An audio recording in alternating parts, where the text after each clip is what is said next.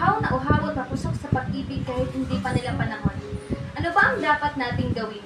Pag-ibig ba ay dapat nating marapatin kahit ang bata pa natin? Hinay-hinay lang, dahil the best lagi ang galing sa Panginoon, hintay ka lang.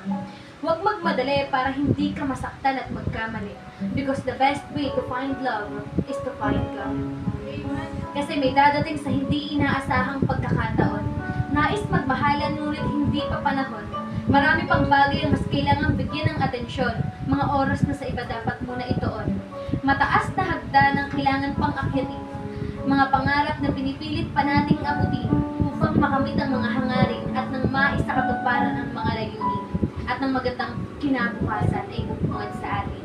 Sa bawat pag-abot ng pangarap, tiyakin mo kasama mo ang Diyos sa lahat. Kung hindi pa perfect time in God's will, huwag munang magpaligaw o manligaw upang hindi ka maligaw. Patungo sa landas na tatahakin mo, tungo sa magandang plano ng Diyos sa buhay mo. Dahil kapag hinayaan mong ang Diyos ang maging author ng buhay mo, tiyak na maganda ang kwento mo at ng love story mo. Being single isn't boring, especially when we use our singleness in the service of the Lord. Huwag ka dun sa reto, dun ka sa will ni Kristo.